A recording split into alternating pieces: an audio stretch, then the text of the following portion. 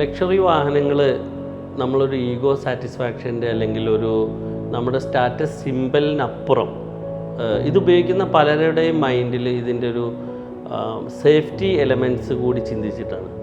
നമുക്കറിയാം, നമ്മുടെ ജഗദീഷ് ശ്രീകുമാർ അദ്ദേഹം യാത്ര ചെയ്ത വാഹനം ആക്സിഡൻ്റ് ആയത്, അല്ലെങ്കിൽ ബാലഭാസ്കരൻ അദ്ദേഹത്തിന് സംഭവിച്ചത്, ഇതെല്ലാം ഒരു ലക്ഷറി കാറിലായിരുന്നെങ്കിൽ അതിൻ്റെ വില പ്രശ്നമല്ല, മോഡൽ ഒരിക്കലും വിഷയമല്ല.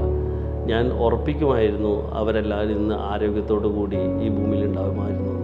കാരണം ഒരു ലക്ഷറി കാർ ആക്സിഡൻ്റ് ആകുന്ന സമയത്ത് ഇതിൻ്റെ പാസഞ്ചർ ഏരിയ സംരക്ഷിക്കാൻ വേണ്ടി ആണ് ഇതിൻ്റെ കോസ്റ്റിലെ വലിയൊരു ഭാഗം ഒരു കമ്പനി ഇതിനു വേണ്ടി ചെലവഴിക്കപ്പെടുന്നത്.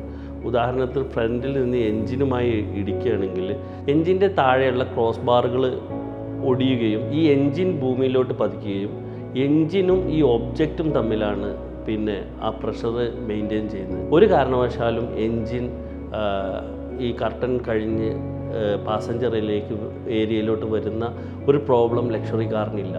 അതേപോലെ തന്നെ ബാക്ക് സൈഡിൽ ആണെങ്കിലും സൈഡിൽ നിന്നുള്ള ഇമ്പാക്റ്റുകളാണെങ്കിലും വളരെ ശാസ്ത്രീയമായിട്ട് അതിനെല്ലാം പ്രിവെൻറ്റ് ചെയ്യാനുള്ള ഒരു രീതിയിലാണ്, അല്ലെങ്കിൽ അത്രയും കോസ്റ്റ്ലി മെറ്റീരിയൽസ് ഉപയോഗിച്ചുകൊണ്ടാണ് ഒരു ലക്ഷറി വാഹനം നിർമ്മിക്കപ്പെടുന്നത്.